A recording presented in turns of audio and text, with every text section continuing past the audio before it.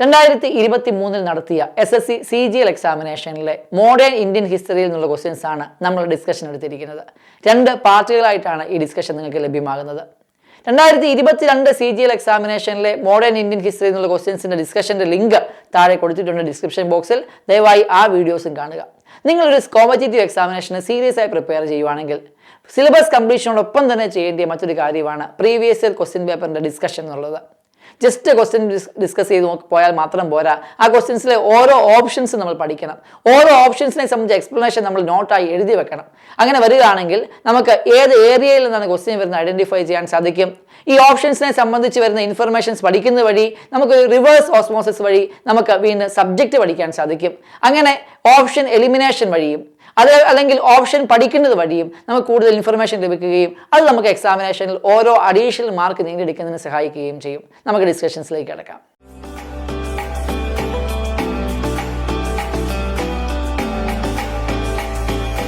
Question: Dash announced the bifurcation of the British Indian Empire into a secular India and Islamic Pakistan.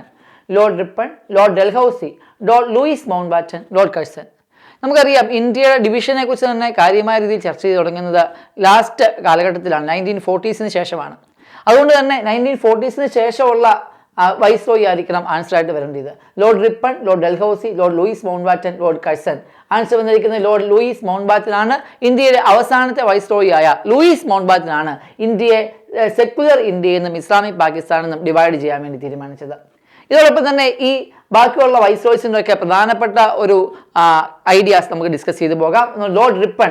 Lord Ripon is famous for it is known as the father of local self government in India. Father of local self government എന്നറിയപ്പെടുന്ന വ്യക്തിയാണ് Lord Ripon. Okay. അതേപോലെ Lord Dalhousie maker of modern India എന്നറിയപ്പെടുന്ന ഇദ്ദേഹത്തിന്റെ കാലഘട്ടത്തിലാണ് ഇന്ത്യയിൽ ആദ്യമായി റെയിൽവേനെ introduce ചെയ്തത്. അതേപോലെ തന്നെ ഇദ്ദേഹത്തിന്റെ കാലഘട്ടത്തിലാണ് ഡോക്ട്രിൻ ഓഫ് ലാബ്സ് എന്ന് പറയുന്ന ഒരു പോളിസി ഇദ്ദേഹം ഇൻട്രൊഡ്യൂസ് ചെയ്യുകയും ആ ഡോക്ട്രിൻ ഓഫ് ലാബ്സ് വഴി ഇന്ത്യയിലെ ചെറിയ നാട്ടുരാജ്യങ്ങളെ അനക്സ് ചെയ്ത് ബ്രിട്ടീഷിനോട് ചേർക്കുകയും ചെയ്തു. മൗണ്ട് ബാറ്റനെ കുറിച്ച് നമ്മൾ പറഞ്ഞു കഴിഞ്ഞു. Lord Curzon. ലോർഡ് കഴ്സന്റെ കാലഘട്ടത്തിലാണ് പാർട്ടീഷൻ ഓഫ് ബംഗാൾ നടപ്പിലാക്കുന്നത്. അപ്പോൾ പാർട്ടീഷൻ ഓഫ് ബംഗാൾ നടപ്പിലാക്കുന്ന വൈസ്രോയി ആയിരുന്നു ലോർഡ് കഴ്സൺ. ഇത് ഇവരുടെ കാലഘട്ടത്തിൽ നടന്ന പ്രധാനപ്പെട്ട സംഭവങ്ങളാണ്. ഇതും കൂടെ ഇത് ചോദിച്ചോടൊപ്പം തന്നെ ഓർത്തു വെക്കുക. അടുത്ത question: under whom was CP Ilbert a law member of the council? Lord Lytton, Lord Cornwallis, Lord Ripon, Lord Curzon. CP Ilbert അവതരിപ്പിച്ച ബില്ലാണ് ഇൽബർട്ട് ബിൽ. ഇൽബർട്ട് ബിൽ അനുസരിച്ച് ബ്രിട്ടീഷുകാരായ വ്യക്തികളെ ട്രയൽ നടത്താനുള്ള അവകാശം ഇന്ത്യൻ ജഡ്ജസിന് കൊടുക്കാനുള്ള ബില്ലായിരുന്നു. എന്തായാലും ആ ബില്ല് പാസ്സായില്ല. ആ ബില്ല് അവതരിപ്പിക്കുന്നത് ലോർഡ് റിപ്പന്റെ ഇനിഷ്യേറ്റീവ് പ്രകാരമാണ്. So under whom was CP Ilbert a law member of the council? Lord Ripon ആണ്. ആ ഇൽബർട്ട് ബിൽ പരാജയപ്പെട്ടു. ആ ഇൽബർട്ട് ബിൽ പരാജയപ്പെട്ടതിന് ശേഷം ലോർഡ് റിപ്പൺ ഇന്ത്യയിലെ വൈസ്രോയൽറ്റി ഷിപ്പ് റിസൈൻ ചെയ്യുകയും ഇന്ത്യയിൽ നിന്ന് പോവുകയും ചെയ്യുന്നു. ലോർഡ് ലിറ്റൺ എന്ന് പറയുന്നത് ഇദ്ദേഹത്തിന്റെ കാലഘട്ടത്തിലാണ് നമുക്ക് റോയൽ ടൈറ്റിൽസ് ആക്ട് പാസ്സാകുന്നത്. ലോർഡ് ലിറ്റന്റെ കാലഘട്ടത്തിലാണ് റോയൽ ടൈറ്റിൽസ് ആക്ട് പാസ്സാകുന്നത്. അതേപോലെ തന്നെ ലോർഡ് കോൺവാലിസ് ഇന്ത്യയുടെ 2ാമത്തെ ഗവർണർ ജനറൽ ആയിരുന്നു. ലോർഡ് കോൺവാലിസ് ബംഗാളിന്റെ 2ാമത്തെ ഗവർണർ ജനറൽ കോൺവാലിസിന്റെ കാലഘട്ടത്തിലാണ് ഇന്ത്യയിൽ ആദ്യമായി നമുക്ക് പെർമനന്റ് സെറ്റിൽമെന്റ് സിസ്റ്റം എന്ന് പറയുന്ന ടാക്സ് പോളിസി സിസ്റ്റം ഇൻട്രൊഡ്യൂസ് ചെയ്യുന്നത്. കോൺവാലിസിന്റെ കാലഘട്ടത്തിലാണ് പെർമനന്റ് സെറ്റിൽമെന്റ് സിസ്റ്റം. ഓക്കെ. അതേപോലെ തന്നെ അടുത്ത വ്യക്തി ലോർഡ് റിപ്പനെ കുറിച്ച് നമ്മൾ ഓൾറെഡി ഇവിടെ പറഞ്ഞു കഴിഞ്ഞു. Lord Ripon father of local self government അറിയപ്പെടാറുണ്ട്. ലോർഡ് കഴ്സൺ നമ്മൾ പറഞ്ഞു കഴിഞ്ഞു. പാർട്ടീഷൻ ഓഫ് ബംഗാൾ നടപ്പിലാക്കിയത് ലോർഡ് കഴ്സന്റെ കാലഘട്ടത്തിലാണ്. Who was the first social reformer to view modern education as vehicle for the spread of modern ideas in the country? Raja Ram Mohan Roy, D.K. Karve, Savitribai Phule and Swami Vivekananda. Answer വന്നിരിക്കുന്നത് രാജ റാം മോഹൻ റോയ് ആണ്. രാജ റാം മോഹൻ റോയ് നമുക്കറിയാം ബംഗാളിൽ നിന്നുള്ള social reformer ആണ്. The pioneer of social reforms in India എന്ന് പറയുന്ന രാജാ റാം മോഹൻ റോയ് ആണ്. ഇദ്ദേഹത്തിന്റെ സമഫലമായിട്ടാണ് സതി എന്ന് പറയുന്ന അനാചാരം ഇന്ത്യയിൽ നടപ്പിലാക്കിയത്. അടുത്തത് DK കാർവേ. DK കാർവേ മഹാരാഷ്ട്രയിൽ നിന്നുള്ള സോഷ്യൽ റിഫോമർ ആയിരിക്കുന്നു. വിമൻ എംപവർമെന്റിന് വേണ്ടിയാണ് ഇദ്ദേഹം പ്രധാനമായിട്ടും പ്രവർത്തിച്ചത്. Women empowerment. ഓക്കെ. അടുത്തത് സവിത്രിബായി ഫുലെ. മഹാരാഷ്ട്രയിലെ ഡിപ്രസ്ഡ് ക്ലാസസിനിടയിലുള്ള സോഷ്യൽ റിഫോമർ ആയിരുന്ന ജ്യോതിബ ഫുലെയുടെ വൈഫായിരുന്നു സവിത്രിബായി ഫുലെ. ജ്യോതിബ ഫുലെയുടെ ഓർഗനൈസേഷൻ നമുക്കറിയാം സത്യശോധക് സമാജ്. അതുമായിട്ട് ചേർന്ന് സാവിത്രിബായി ഫുലെ പ്രവർത്തിക്കുന്നുണ്ട്. ഇതുകൂടാതെ ഇന്ത്യയിലെ ആദ്യത്തെ വുമൺ ടീച്ചർ എന്നറിയപ്പെടുന്ന വ്യക്തിയാണ് സാവിത്രിബായി ഫുലെ. മഹാരാഷ്ട്രയിൽ നിന്നുള്ള സോഷ്യൽ റിഫോമർ ആയിരുന്നു. സ്വാമി വിവേകാനന്ദ പ്രത്യേകിച്ച് അഡ്രസ് ചെയ്യേണ്ട ആവശ്യമില്ല. ഇന്ത്യയിലെ യങ് ജനറേഷനെ എപ്പോഴും ഇൻഫ്ലുവൻസ് ചെയ്യുന്ന സോഷ്യൽ റിഫോമറായിരുന്നു സ്വാമി വിവേകാനന്ദ. ഇദ്ദേഹത്തിന്റെ സ്ലോഗൻ ആയിരുന്നു go back to Gita. Okay, go back to ഗീതയും ഉണ്ട്, ഗോ ബാക്ക് ടു വേദയും ഉണ്ട്. ഗോ ബാക്ക് ടു ഗീത എന്ന് പറയുന്നത് സ്വാമി വിവേകാനന്ദന്റെ സ്ലോഗൻ ആയിരുന്നു. ഗോ ബാക്ക് ടു വേദ എന്ന് പറയുന്നത് സ്വാമി ദയാനന്ദ സരസ്വതിയുടെ സ്ലോഗൻ ആയിരുന്നു. അടുത്ത നമുക്ക് നോക്കാം. Next question. Who led the English army in the battle of Buxar? Lord Clive, William Henry Sleeman, Hector Munro, Charles Eyre Coote. Answer വന്നിരിക്കുന്നത് ഹെക്ടർ മൺറോ ആണ്. ലോർഡ് ക്ലൈവ് ആരായിരുന്നു? ഇംഗ്ലീഷ് ഈസ്റ്റ് ഇന്ത്യ കമ്പനിയുടെ ഇന്ത്യയിലെ എക്സ്പാൻഷന് അടിത്തറയിട്ട വ്യക്തിയായിരുന്നു ലോർഡ് ക്ലൈവ്. ഇദ്ദേഹത്തിന്റെ നേതൃത്വത്തിലാണ് 1857 ബാറ്റിൽ ഓഫ് പ്ലാസി നടക്കുന്നത്. Battle of പ്ലാസിയിൽ English company ആ സമയത്തെ ബംഗാളിലെ നവാബായിരുന്ന സിറാജ് ഉദ്ദൗളയെ പരാജയപ്പെടുത്തുകയും ചെയ്യുന്നു. അടുത്തത് വില്യം ഹെൻറി സ്ലീമാൻ. വില്യം ഹെൻറി സ്ലീമാൻ 1830 കാലഘട്ടങ്ങളിൽ ബോംബെയിൽ ഇന്ത്യയിൽ ഉണ്ടായിരുന്ന ബോംബെ പ്രദേശങ്ങളിൽ ഉണ്ടായിരുന്ന തഗ് എന്ന് പറയുന്ന ഒരു കൂട്ടം ഡാക്കോയിസിനെ പരാജയപ്പെടുത്തുന്നു. ആ സമയത്ത് ഇന്ത്യയിലെ governor general Lord William Bentinck ആണ്. വില്യം ബെന്റിക്കിന്റെ കീഴിൽ ജനറലായിട്ട് പ്രവർത്തിച്ച വ്യക്തിയായിരുന്നു ലോർഡ് വില്യം ഹെൻറി സ്ലീമാൻ. അടുത്തത് ഹെക്ടർ മൺറോ. ഹെക്ടർ മൺറോയെ നമ്മൾ കണ്ടു ബാറ്റിൽ ഓഫ് ബക്സാറിൽ. അടുത്തത് ചാൾസ് അയർകൂട്ട്. ചാൾസ് അയർകൂട്ട് 2 യുദ്ധങ്ങൾക്ക് പ്രസിദ്ധമാണ്. ഒന്ന് battle of Porto novo. Battle of Porto novo എന്ന് പറയുന്നത് ഹൈദരാലിയുമായിട്ട് നടന്ന യുദ്ധമാണ്. ഹൈദരാലിയെ അദ്ദേഹം ബാറ്റിൽ ഓഫ് പോർട്ടോ നോവോയിൽ വെച്ച് പരാജയപ്പെടുത്തുന്നു. ഹൈദരാലിയെ പരാജയപ്പെടുത്തുന്നു. അതേപോലെ തന്നെ battle of Wandiwash. Battle of Wandiwash എന്ന് പറയുന്നത് ഫ്രഞ്ച് കമ്പനിയെ ഇംഗ്ലീഷ് കമ്പനി പരാജയപ്പെടുത്തുന്ന യുദ്ധമാണ് battle of Wandiwash. Battle of വാൻഡി വാഷിൽ ഇംഗ്ലീഷ് കമ്പനിയെ ലീഡ് ചെയ്യുന്നതും ചാൾസ് അയർകൂട്ടാണ്. ഇപ്പൊ എല്ലാ ജനറൽസിന്റെയും അവരുമായിട്ട് ബന്ധപ്പെട്ട യുദ്ധങ്ങളും നമ്മൾ കണ്ടു കഴിഞ്ഞു. In which year was the vernacular press act enacted in British India? 1876, 1874, 1872, 1878. Answer 1878 ആണ്. ഈ ഇയറൊക്കെ പഠിച്ചു വെക്കണം. വെർനാക്കുലർ പ്രസ് റെഗുലേഷൻ ആക്ട് പാസ്സാക്കിയ വർഷം 1878. അത് പാസ്സാക്കിയ സമയത്തെ വൈസ്രോയി ലോർഡ് ലിട്ടൺ ആണ്. വെർനാക്കുലർ പ്രസ് ആക്ട് എന്തായിരുന്നു? നാട്ടുഭാഷ പത്രമാരണ നിയമം എന്ന് പറഞ്ഞാൽ എന്താണ്? വെർനാക്കുലർ ലാംഗ്വേജസിൽ, നാട്ടുഭാഷയിലുള്ള റീജിയണൽ ലാംഗ്വേജസിലുള്ള പത്രങ്ങളെ നിരോധിക്കുക.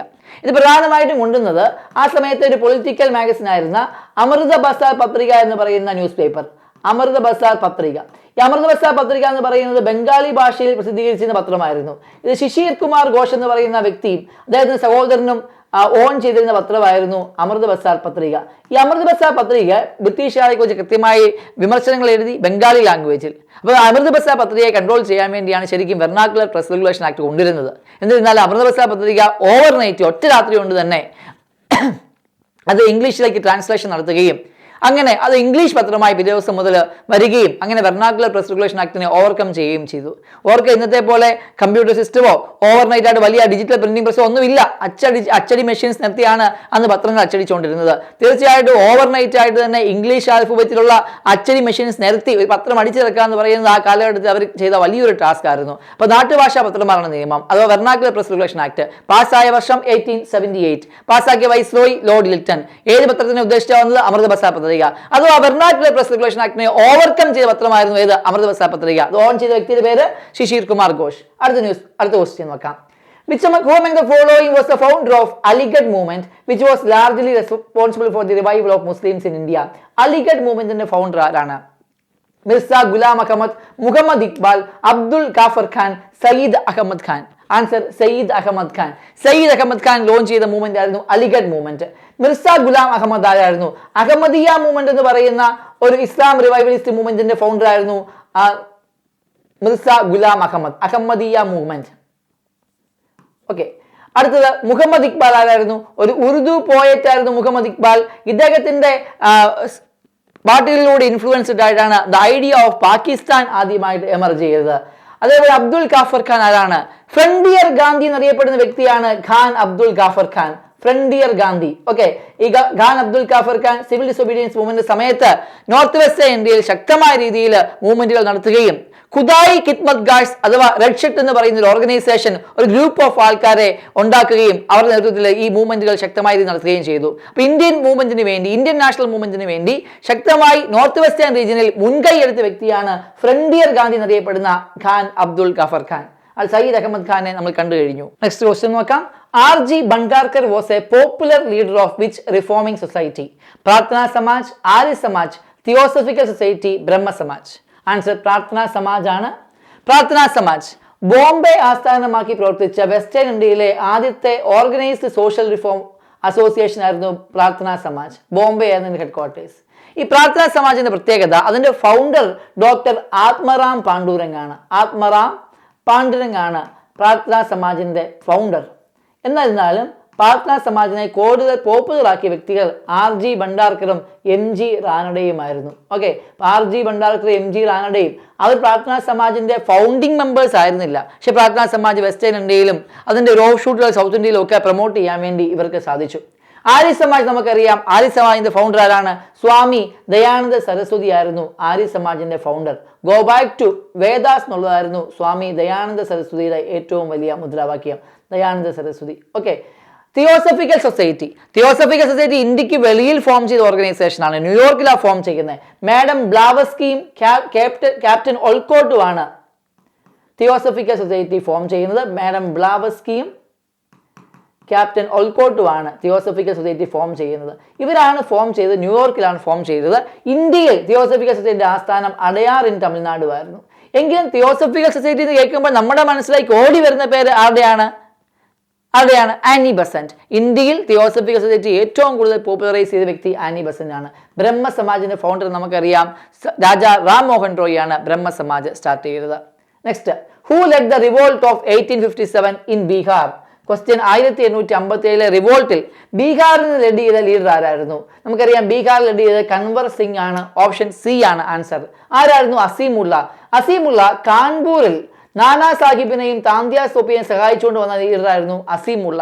ജനറൽ ബക്ത് ഖാൻ ഡൽഹിയിൽ ആ സമയത്തെ മുഗൾ രാജാവായിരുന്ന ബഹദൂർ ഷാ സെക്കൻഡിനെ സഹായിച്ച വ്യക്തിയായിരുന്നു ജനറൽ ബക്ത് ഖാൻ. മൗലവി അഹമ്മദുള്ള UP-യിലെ ഫൈസാബാദിൽ നിന്നുള്ള ലീഡറായിരുന്നു മൗലവി അഹമ്മദുള്ള. ഓക്കെ, അപ്പൊ ഈ പ്രധാനപ്പെട്ട ലീഡേഴ്സും അവരുടെ പ്രധാനപ്പെട്ട റീജിയൻസും നമ്മൾ കണ്ടു കഴിഞ്ഞു. The rule of the English East India company was ended in British India under the government of India dash. Answer 1858. 1858 Queen Victoria proclamation വഴിയാണ് ഇംഗ്ലീഷ് ഈസ്റ്റ് ഇന്ത്യ കമ്പനിയുടെ കയ്യിൽ നിന്നും ബ്രിട്ടീഷ് രാജ്ഞി നേരിട്ട് ഭരണം ഏറ്റെടുക്കുകയും ഇംഗ്ലീഷ് ഈസ്റ്റ് ഇന്ത്യ കമ്പനിയുടെ ഇന്ത്യൻ അഡ്മിനിസ്ട്രേഷൻ അവസാനിക്കുകയും ചെയ്യുന്നത്. ഓർക്കുക, 1813 ചാർട്ടർ ആക്ട് ഇമ്പോർട്ടന്റ് ആണ്. The partial abolition of trade monopoly of company. അതേപോലെ തന്നെ 1833 ചാർട്ടർ ആക്ട് ഇമ്പോർട്ടന്റ് ആണ്. The complete abolition of trade monopoly of company. Okay, ഈ ഇയേഴ്സും നോട്ട് ചെയ്ത് വെക്കുക. Next, Moplars or Muslim peasants created a powerful anti-Zamindar movement in. Answer നമുക്കറിയാം കേരളയാണ്. 1921 കാലഘട്ടത്തിൽ Malabar rebellion എന്നറിയപ്പെടുന്ന ഈ മാപ്പിള റിവോൾട്ട് നടന്നത് കേരളത്തിലെ മലബാർ റീജിയനിലാണ്. Lord Curzon declared the partition of dash in 1905. നമ്മുടെ ആദ്യത്തെ ക്വസ്റ്റ്യനിലാണ്, രണ്ടാമത്തെ ക്വസ്റ്റ്യനിലാണ് ലോർഡ് കഴ്സനെ കുറിച്ച് പറഞ്ഞപ്പോൾ ഞാൻ പറഞ്ഞ ലോർഡ് കഴ്സനെ കുറിച്ച് ഓർത്തിരിക്കേണ്ട ഏറ്റവും വലിയ ഇമ്പോർട്ടൻ്റ് ആയ പോയിന്റ് എന്ന് പറയുന്നത് the partition of Bengal. Okay, ബംഗാളിനെ 1905 പാർട്ടീഷൻ ചെയ്ത വൈസ്രോയി ആയിരുന്നു Lord Curzon. Next question, Hindu Swaraj or Indian home rule is written by which of the following freedom fighter? Mahatma Gandhi, Dadabhai Naoroji, Bal Gangadhar Tilak, Annie Besant. Hindu Swaraj എന്ന് പറയുന്ന മഹാത്മാഗാന്ധിയുടെ ബുക്കാണ് ഹിന്ദു സ്വരാജ്. അതുകൊണ്ട് ഓപ്ഷൻ ബി ആണ് കറക്റ്റ് ആൻസർ ആയിട്ട് വരുന്നത്. ദാദാഭായ് നവറോജി. ദാദാഭായ് നവറോജി നമുക്കറിയാം ഇന്ത്യൻ നാഷണൽ ലീഡറാണ്. ഇന്ത്യൻ നാഷണൽ കോൺഗ്രസിന്റെ പ്രസിഡന്റ് ആയ 3 പ്രാവശ്യമായ വ്യക്തിയാണ് ദാദാഭായ് നവറോജി. ഇദ്ദേഹത്തിന്റെ ബുക്കായിരുന്നു poverty and unbritish rule in India. Poverty and unbritish rule in India. ഈ ബുക്കിലൂടെയാണ് ഡ്രെയിൻ തിയറി ആദ്യമായിട്ട് ഇദ്ദേഹം പ്രപ്പോണ്ട് ചെയ്തത്. Poverty and unbritish rule in India. പേര് മറക്കാതിരിക്കുക, പല പരീക്ഷകൾക്ക് ഈ ഒരു ബുക്കിന്റെ പേര് ചോദിച്ചിട്ടുണ്ട്. നെക്സ്റ്റ്, ബാൽ ഗംഗാധര തിലക്. ബാൽ ഗംഗാധര തിലകിന്റെ ഫേമസ് ആയ ബുക്കാണ് ഗീതാ രഹസ്യ. ഗീതാ രഹസ്യ മറക്കാതിരിക്കുക. ഗീതാ രഹസ്യ എന്ന് പറയുന്നതാണ് ബാൽ ഗംഗാധര തിലകിന്റെ ഫേമസ് ആയ ബുക്ക്. ബാൽ ഗംഗാധര തിലകിന്റെ വളരെ പോപ്പുലർ ആയ ന്യൂസ് പേപ്പർ ആയിരുന്നു Kesari and Maratha. Okay, Kesari and Maratha എന്ന് പറയുന്ന 2 ന്യൂസ് പേപ്പറും ഇദ്ദേഹത്തിന്റെ വകയായിട്ടുണ്ടായിരുന്നു. Annie Besant. ആനി ബസന്റിന്റെ മോസ്റ്റ് ഫേമസ് ആയ ഒരു ബുക്കാണ്. ഒരുപാട് ബുക്കുകളുണ്ട്. അത് നമുക്ക് എക്സാംസിന് സ്ഥിരമായി വരുന്ന ഒരു ബുക്കാണ് the law of population. Law of population എന്ന് പറയുന്ന ഒരു ബുക്ക് ആനി ബസന്റിൻ്റെതായിട്ടുണ്ട്. ഇത് കൂടാതെ വളരെ പോപ്പുലർ ആയിട്ടുള്ള 2 ന്യൂസ് പേപ്പർ ആനി ബസന്റിന്റെ വകയായിട്ടുണ്ട്. New India and commonweal. Okay, new India and commonweal എന്ന് പറയുന്നത് ഈ ഒരു ഏരിയ നോക്കി വെക്കുക. സ്ഥിരമായി പരീക്ഷയ്ക്ക് വരാൻ സാധ്യതയുള്ള ഒരു ഏരിയ ആണ് പേഴ്സണാലിറ്റീസ് ആൻഡ് ദെയർ ബുക്ക്, അല്ലെ personalities and their newspapers. Question, Mahatma Gandhi return to India from South Africa in. നമുക്കറിയാം മഹാത്മാഗാന്ധി ഇന്ത്യയിലേക്ക് വന്ന ഡേറ്റ് നമുക്ക് ഓപ്ഷൻ പോലും നോക്കേണ്ട ആവശ്യമില്ല. 9th January 1915. മറക്കാതിരിക്കുക. ആർക്കെങ്കിലും അറിയാൻ വേണ്ടി പഠിച്ചു വെക്കുക. 9th January 1915. ആ ദിവസമാണ് നമ്മൾ പ്രവാസി ഭാരതീയ ദിവസായിട്ട് ആഘോഷിക്കുന്നത്. അപ്പോൾ 9th ജാനുവരിക്ക് പ്രത്യേകതയുണ്ട്, അതാണ് പ്രവാസി ഭാരതീയ ദിവസ്, മറക്കാതിരിക്കുക. ഓക്കെ, എന്തിന്റെ പ്രത്യേകത, അതിന്റെ പ്രത്യേകത ആഘോഷിക്കുന്ന കാര്യവും മനസ്സിലായല്ലോ. Next question, India House, a revolutionary organization, was established by Shyamji Krishnavarma in dash for the spread of Indian nationalism. Shyamji Krishnavarma ഇന്ത്യയിലെ ശക്തനായ ഒരു റെവല്യൂഷണറി ആക്ടിവിസ്റ്റ് ആയിരുന്നു. അദ്ദേഹം മെയിനായിട്ട് ലണ്ടൻ ബേസ് ചെയ്താണ് പ്രവർത്തിച്ചത്. അദ്ദേഹം ലണ്ടനിൽ ഉണ്ടാക്കിയ ഒരു റെവല്യൂഷണറി ഓർഗനൈസേഷൻ ആയിരുന്നു ഇന്ത്യ ഹൗസ്. ഇനി സിംഗപ്പൂർ ഇന്ത്യയായിട്ട് ബന്ധമുണ്ട്. ഇന്ത്യൻ നാഷണൽ ആർമിയെ കുറിച്ച് അറിയാൻ മേലാത്ത ആൾക്കാർ അറിവില്ലല്ലോ. ഇന്ത്യൻ നാഷണൽ ആർമി എന്ന പേര് കേൾക്കുമ്പോൾ തന്നെ ഓർമ്മ വന്നു സുഭാഷ് ചന്ദ്രബോസിന്റെ കാര്യമാണ്. ഇന്ത്യൻ നാഷണൽ ആർമിയുടെ ഫൗണ്ടർ ക്യാപ്റ്റൻ മോഹൻ സിംഗ് ആയിരുന്നു. മോഹൻ സിംഗ് സിംഗപ്പൂരിലാണ് ഇന്ത്യൻ നാഷണൽ ആർമി ഫോം ചെയ്തത്.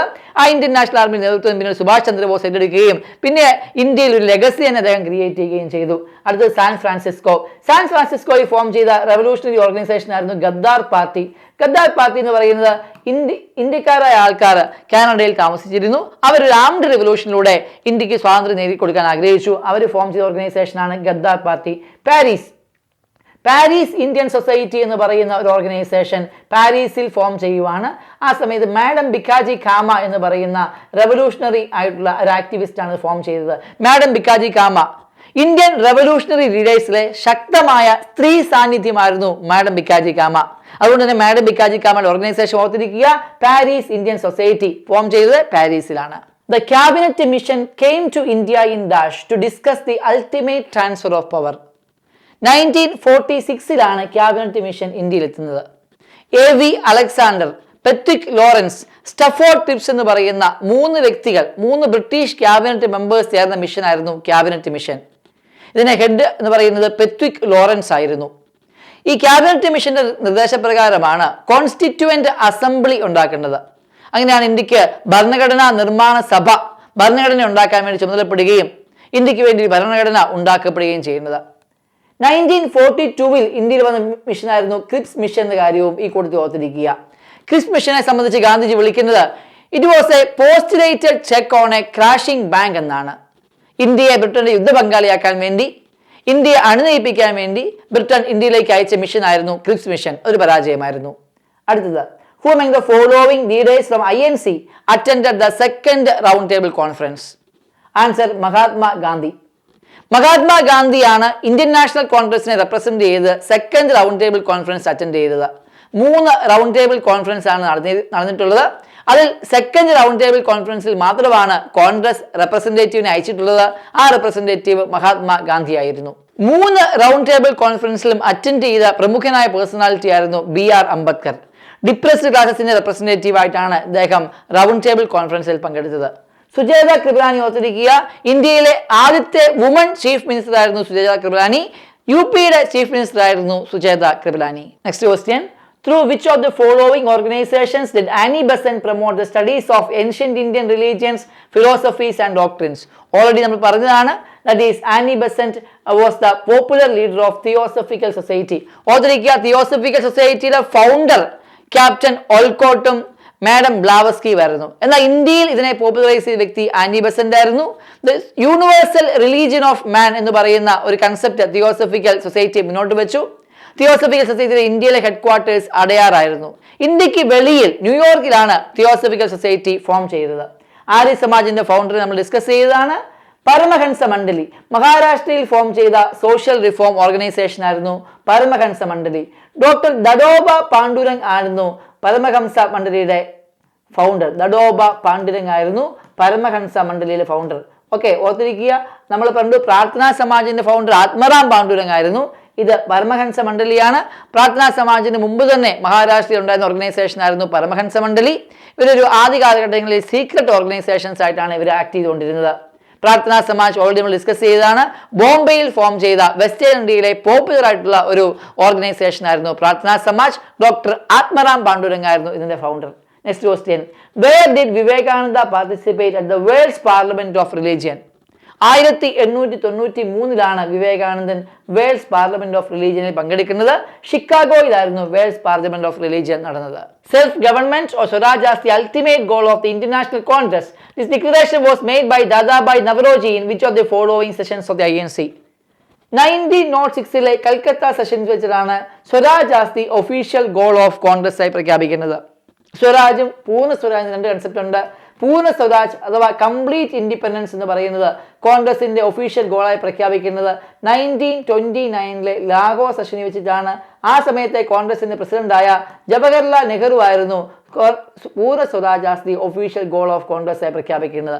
പൂർണ്ണ സ്വരാജും തമ്മിൽ മാറിപ്പോകരുത്.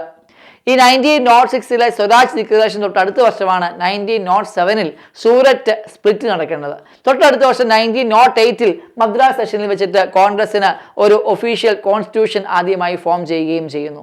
Who among the following freedom fighters lost his life during the protest against Simon Commission where black flags were waved at the Simon Commission? 1927 appoint ചെയ്യപ്പെടുന്ന commission ആയിരുന്നു Simon commission. ഇതൊരു statutory commission ആയിരുന്നു. Government of India act 1990 അനുസരിച്ചിട്ടാണ് Simon commission appoint ചെയ്യപ്പെടുന്നത്. Simon കമ്മീഷനെതിരായിട്ട് ഇന്ത്യയിൽ ആകമാനം ശക്തമായ പ്രക്ഷോഭങ്ങൾ നടന്നു. ഇതൊരു ഓൾ വൈറ്റ് കമ്മീഷൻ ആയിരുന്നു. ആന്റി സൈമൺ കമ്മീഷൻ അജിറ്റേഷൻസ് ഇന്ത്യയിൽ പൂർണ്ണമായി നടന്നു എന്ന് പറഞ്ഞാലും അതിൽ ശക്തമായ ഒരു മൂവ്മെന്റ് നടന്ന സ്ഥലമായിരുന്നു Lahore. ലാഹോറിലെ anti Simon commission ലീഡറായിരുന്നു Lala Lajpat Rai. Lala Lajpat റായിയെ Sanders എന്ന് പറയുന്ന പോലീസ് ഓഫീസർ കാര്യമായി മർദ്ദിക്കുകയും പിന്നീട് അദ്ദേഹം മരിക്കുകയും ചെയ്തു. സാൻഡേഴ്സിനെ പിന്നീട് ഭഗത് സിംഗ് വധിക്കുകയും ചെയ്തു. ലാലാ ലജ്പത് റായ് ആണ് ഈ ചോദ്യത്തിന്റെ ഉത്തരമായി വരുന്നത്. ആരായിരുന്നു ചിത്തരഞ്ജൻ ദാസ്? CR ദാസ്. ചിത്തരഞ്ജൻ ദാസ് അഥവാ ദേശബന്ധു CR ദാസ് എന്നറിയപ്പെടുന്നു. ബംഗാളിൽ നിന്നുള്ള നാഷണൽ ലീഡറായിരുന്നു CR ദാസ്. സ്വരാജ് പാർട്ടിയുടെ ഫൗണ്ടർ ആയിരുന്നു CR ദാസ്. അടുത്തത് സചീന്ദ്രനാഥ് സന്യാൽ. സചീന്ദ്രനാഥ് സന്യാൽ ഹിന്ദുസ്ഥാൻ റിപ്പബ്ലിക്കൻ അസോസിയേഷൻ എന്ന് പറയുന്ന ഓർഗനൈസേഷന്റെ ഫൗണ്ടറായ ഒരു റവല്യൂഷണറി ലീഡറായിരുന്നു സചീന്ദ്രനാഥ് സന്യാൽ. ബന്ദി ജീവൻ എന്ന് പറയുന്ന ഒരു ബുക്കും സചീന്ദ്രനാഥ് സന്യാൽ പബ്ലിഷ് ചെയ്തിട്ടുണ്ട്. അടുത്ത സുരേന്ദ്രനാഥ് ബാനർജി. ഇന്ത്യൻ നാഷണൽ കോൺഗ്രസിന്റെ പോപ്പുലർ ലീഡറായിരുന്നു സുരേന്ദ്രനാഥ് ബാനർജി. എന്നാൽ 1918 കാലഘട്ടമായപ്പോൾ ഇദ്ദേഹം ഇന്ത്യൻ നാഷണൽ കോൺഗ്രസിൽ നിന്ന് വിട്ടുപോകുകയും ഇന്ത്യൻ ലിബറൽ ഫെഡറേഷൻ എന്ന് പറയുന്ന ഒരു പൊളിറ്റിക്കൽ പാർട്ടി ഉണ്ടാക്കുകയും ചെയ്തു. അപ്പൊ ഇന്ത്യൻ ലിബറൽ ഫെഡറേഷന്റെ ഫൗണ്ടറും കൂടിയായിരുന്നു ആര്? സുരേന്ദ്രനാഥ് ബാനർജി എന്ന കാര്യവും ഓർത്തിരിക്കുക. Question: Who among the following gave the famous do or die slogan during the Quit India movement? Abdul Kalam Azad, Jawaharlal Nehru, Subhash Chandra Bose, Mahatma Gandhi. Quit India movement സമയത്ത് ഡു ഓർ ഡൈ എന്ന സ്ലോഗൻ അവതരിപ്പിച്ചത് മഹാത്മാഗാന്ധിയാണ്. Quit India movement 8 August 1942 quit India movement Gandhiji launch ചെയ്യുന്നത്. Quit India movement is also known as August revolt എന്ന പേരിലും അറിയപ്പെടാറുണ്ട്. Next question: When and at which place did the Jallianwala Bagh massacre take place? 13th April 1919 അമൃത്സറിലാണ് Jallian Walabagh massacre നടപ്പിലാകുന്നത്. ഓർക്കുക, 13th April 1919 Amritsar, മറക്കാതിരിക്കുക. എന്താണ് ചൗരി ചൗര? ഗോരഖ്പൂരിലെ ഒരു സ്ഥലമാണ് ചൗരി ചൗര. ഗോരഖ്പൂരിൻ UP സ്ഥലമാണ് ചൗരി ചൗര. ചൗരി ചൗരയിൽ പോലീസ് സ്റ്റേഷൻ ആക്രമണ കേസുമായി ബന്ധപ്പെട്ടിട്ടാണ് നോൺ കോഓപ്പറേഷൻ മൂവ്മെന്റ് ഗാന്ധിജി വളരെ വേഗം പിൻവലിക്കുന്നത്. 4th February 1922 Chauri Chaura incident നടക്കുന്നത്.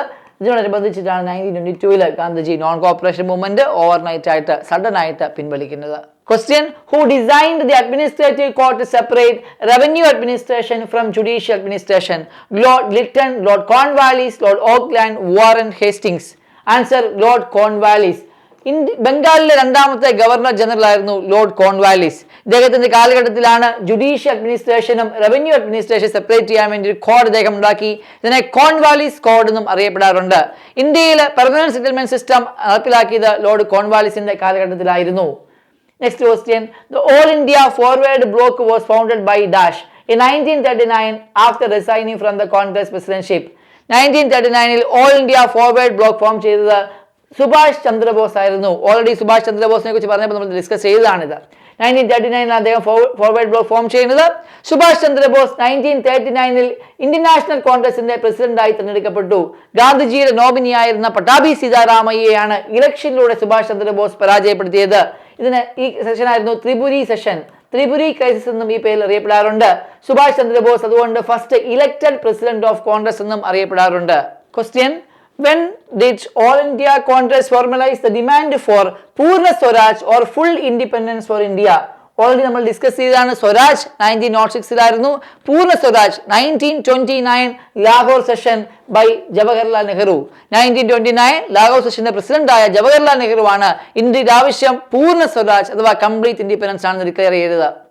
എക്സാമിനേഷന് വളരെ ഇമ്പോർട്ടൻ്റ് ആയ മറ്റൊരു സെഷനാണ് 1931 കറാച്ചി സെഷൻ. ഇത് പ്രിസൈഡ് ചെയ്ത വ്യക്തി സർദാർ വല്ലഭായ് പട്ടേൽ. ഇന്ത്യയിലെ ഉരുക്ക് മനുഷ്യനായ സർദാർ വല്ലഭായ് പട്ടേൽ ആയിരുന്നു 1931 കറാച്ചി സെഷൻ പ്രിസൈഡ് ചെയ്തത്.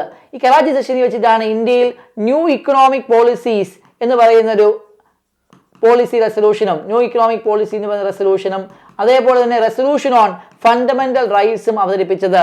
മറക്കാതിരിക്കുക, 1929 ലാഹോർ സെഷൻ പോലെ തന്നെ ഇമ്പോർട്ടന്റ് ആയ ഒരു സെഷനാണ് 1931 കറാച്ചി സെഷൻ. ആര് പ്രിസൈഡ് ചെയ്തു? വല്ലഭായ് പട്ടേൽ പ്രിസൈഡ് ചെയ്തു. എന്താ പ്രത്യേകത? The resolutions on fundamental rights and new economic policies were introduced. Next question. Which of the following modern industries was in operation in India during the British rule? British rule കാലഘട്ടത്തിൽ ഇന്ത്യയിൽ operate ചെയ്തിരുന്ന പ്രധാനപ്പെട്ട 3 industries ആയിരുന്നു cotton, jute, iron and steel.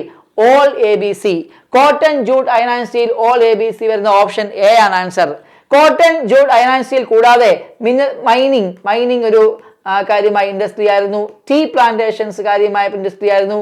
Railway construction പ്രധാനപ്പെട്ട ഒരു മേഖലയായിരുന്നു. ഈ പ്രധാനപ്പെട്ടതായിരുന്നു ഇന്ത്യയിലെ പ്രധാനപ്പെട്ട economic activities. Cotton, jute, iron and steel industries, mining, tea and railway construction. 2023 CGL എക്സാമിനേഷനിലെ മോഡേൺ ഇന്ത്യൻ ഹിസ്റ്ററിയുടെ ഡിസ്കഷൻസ് ആണ് നടത്തിക്കൊണ്ടിരിക്കുന്നത്. അതിൻ്റെ പാർട്ട് 1 ക്വസ്റ്റ്യൻസ് ആണ് നിങ്ങൾ കണ്ടത്. നിങ്ങൾ ഈ വീഡിയോ കാണുക, നോട്ട്സ് എഴുതിയെടുക്കുക, നിങ്ങളുടെ സംശയങ്ങൾ കമൻറ്റുകളായി താഴെ രേഖപ്പെടുത്തുക. ദയവായി കൂടുതൽ ആൾക്കാരിലേക്ക് എത്താൻ വേണ്ടി ഇത് മാക്സിമം ഷെയർ ചെയ്യുക, നിങ്ങളുടെ സ്റ്റാറ്റസ് ആക്കുക, മാക്സിമം ആൾക്കാരിലേക്ക് ഷെയർ ചെയ്യുക. എല്ലാവർക്കും ഇത് പ്രയോജനം ചെയ്യട്ടെ. തീർച്ചയായും കമൻറ്റുകൾ രേഖപ്പെടുത്താൻ മറക്കരുത്. നിങ്ങൾ ലൈക്ക് ചെയ്യുക, കമൻറ്റ് ചെയ്യുക, ഷെയർ ചെയ്യുക. Thank you. ഒരൊറ്റ പ്രിപ്പറേഷൻ കൊണ്ട് ഒന്നിലധികം എക്സാമുകൾക്ക് തയ്യാറെടുക്കണം. വരൂ, ഡോട്ട്സ് അക്കാഡമിയുടെ ഭാഗമാകും. SSC PSC combo, SSC bank combo, exclusive SSC, exclusive bank എന്നീ കോച്ചിങ്ങുകൾക്ക് തിരുവനന്തപുരത്തും കൊല്ലത്തും ബാച്ചുകൾ. നിങ്ങളുടെ വീടിന്റെയും ജോലി സ്ഥലത്തിന്റെയും സൗകര്യത്തിൽ നിന്ന് പഠിക്കാൻ ഓൺലൈൻ ബാച്ചുകൾ. അപ്പൊ ഇനി എന്തിനു കാത്തിരിക്കണം? വരൂ ഡോട്ട്സ് അക്കാഡമിയിലേക്ക്. For more details contact